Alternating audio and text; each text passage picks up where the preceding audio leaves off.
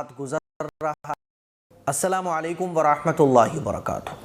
رمضان کا مبارک مہینہ بہت تیزی کے ساتھ گزر رہا ہے. اب کچھ ہی روزے باقی رہ گئے. ہمیں اور آپ کو چاہیے کہ خوب عبادت کریں اور ایسے عبادت کے کام کریں جس میں اللہ تعالیٰ نے ثواب زیادہ رکھا ہے. رمضان کا پورا مہینہ ہی برکت والا ہے، لیکن رمضان کا آخری عشرہ جو کہ اب چل رہا ہے یہ بہت ہی برکت والا ہے. اللہ کے نبی صلی اللہ علیہ وسلم اس آخری عشرے میں اپنی عبادتوں کو حد سے زیادہ بڑھا دیا کرتے تھے. اسی لیے میرے عزیز بھائیوں، یہ جاتا ہوا رمضان پتہ نہیں کہ دوبارہ ہاتھ آئے گا کہ نہیں آئے گا، دوبارہ زندگی اللہ دے گا کہ نہیں دے گا کہ ہمیں رمضان ملے، نہیں معلوم. اسی لیے اب جتنے دن رمضان کے باقی رہ گئے اپنی عبادتوں کو بڑھا دیجیے. اسی لیے میں نے سوچا کہ آپ لوگوں کو ایک ایسا عمل بتایا جائے جس میں کرنا بہت تھوڑا عمل ہے آپ کو، لیکن اجر اور ثواب بہت زیادہ ہے. اور وہ عمل کیا ہے کہ ایک تو یہ ہے کہ ہم لوگ 30 روزے رکھتے ہیں تو 30 روزوں کا ثواب ہمیں ملتا ہے، یہ روزے فرض ہیں. اور ایک عمل جو میں آپ کو بتانے جا رہا ہوں اس کے ذریعے آپ ہزاروں روزوں کا ثواب بھی حاصل کر سکتے ہو. ہزاروں روزوں کا کیسے؟ حدیث سنیے گا. صحابی رسول فرماتے ہیں کہ ایک مرتبہ رسول اللہ صلی اللہ علیہ وسلم نے خطبہ دیا اور خطبے میں آپ علیہ الصلوۃ والسلام نے ارشاد فرمایا کہ جو شخص کسی کو روزہ افطار کراتا ہے تو اللہ تعالیٰ اس کے گناہوں کو معاف فرما دیتا ہے اور جہنم سے آزادی اس کو مل جاتی ہے. اور روزہ افطار کرانے والے کو اتنا ہی ثواب ملتا ہے جتنا روزے دار کو ملتا ہے، اور روزہ افطار کرنے والے کے ثواب میں سے کچھ بھی کمی نہیں کی جاتی ہے. بھائی ذہن میں آ سکتا ہے کہ یار کوئی اگر مجھے روزہ افطار کرائے تو میں تو ڈروں گا کہ روزہ افطار کرانے والے کو میرے ہی روزے کے برابر ثواب مل جائے گا. تو میرے ذہن میں آ سکتا ہے کہ بھائی ہو سکتا ہے کہ میرا ثواب کم ہو جائے. تو اللہ کے نبی صلی اللہ علیہ وسلم نے ارشاد فرمایا کہ نہیں، روزہ افطار کرانے والے کو روزے دار کے برابر ہی ثواب ملتا ہے اور روزہ افطار کرنے والے کے ثواب میں سے کوئی کمی نہیں کی جاتی ہے. سمجھ رہے؟ کوئی کمی نہیں کی جا سکتی. اب یہ عمل تو ظاہر سی بات ہے بھائی، جو اللہ تعالیٰ نے جس کو نواز رکھا ہوا ہے، جو پیسے والا ہے نا، جس کو اللہ نے خوب نوازا ہوا ہے، وہ تو یہ عمل خوب کرے گا، خوب روزہ افطار کرائے گا. غریب آدمی وہ کیسے روزہ افطار کرائے؟ تو کچھ صحابہ کرام مایوس ہوئے اور انہوں نے حضور سے پوچھا کہ یا رسول اللہ، ظاہر سی بات ہے کہ ہر کوئی صاحب حیثیت نہیں ہوتا، ہر ایک مالدار نہیں ہوتا، تو وہ تو یہ فضیلت سے محروم رہ جائے گا، روزہ افطار کرانے کی فضیلت سے. تو آپ علیہ الصلوۃ والسلام نے فرمایا کہ نہیں، ایسا نہیں ہے. روزہ افطار کرانے کا مطلب یہ ہے کہ اپنی حیثیت سے جو چاہو وہ آپ روزے دار کو کھلا دو، چند گھونٹ پانی ہی پلا دو، چند گھونٹ دودھ کے ہی پلا دو، تب بھی تمہیں یہ فضیلت حاصل ہو جائے گی. اب مجھے آپ بتاؤ کہ چند گھونٹ پانی کے روزے دار کو کون نہیں پلا سکتا؟ چند گھونٹ دودھ کے، چند گھونٹ شربت کے، یا کوئی بھی چھوٹی موٹی چیز اپنی حیثیت کے مطابق، ہے نا. مان لیجئے کوئی بہت غریب ہے، اب وہ چاہتا ہے کہ میں روزہ افطار کیسے کراؤں، تو اپنی حیثیت کے مطابق جو چاہے وہ حصہ لے لے روزے دار کو افطار کرانے میں. اللہ کے نبی نے ارشاد فرمایا وہ اس کو بھی یہ فضیلت حاصل ہو جائے گی.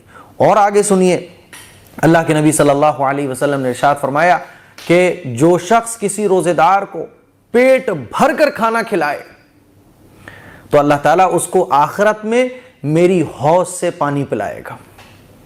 تو روزہ افطار کرانے کا ثواب اتنا بڑا ہے کہ اللہ کے نبی کی حوض سے ہمیں پانی پینے کو ملے گا.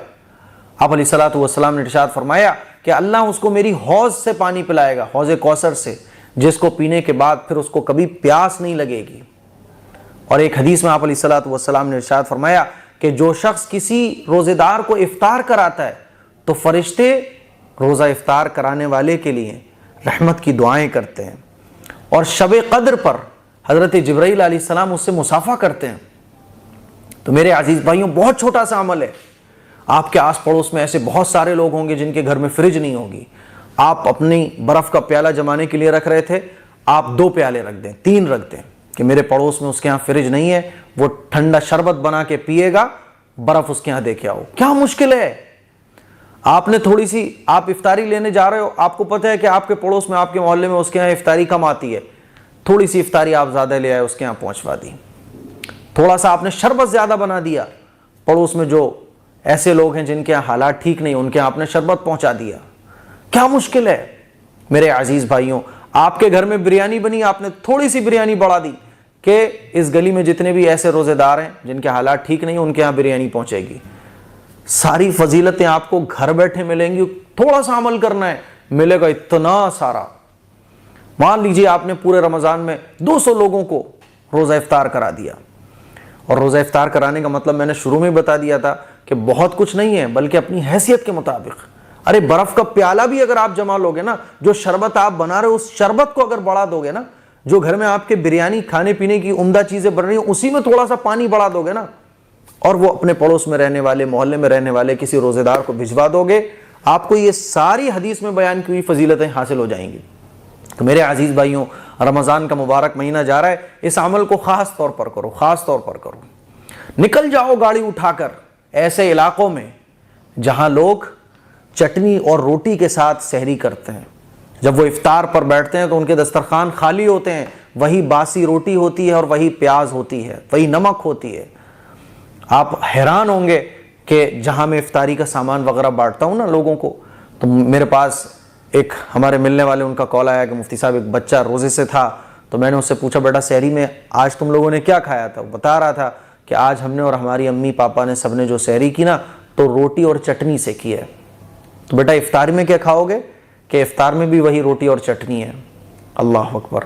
میرے عزیز بھائیوں، نکل جاؤ، مجھے مت دو، آپ خود نکلو اور ایسے علاقوں میں جہاں غریب لوگ ہیں، روزے سے ہیں، دو ان کو افطار، پلاؤ ان کو ٹھنڈا شربت، کھلاؤ ان کو کچھ بریانی اور کباب بنا کر لے کے جاؤ.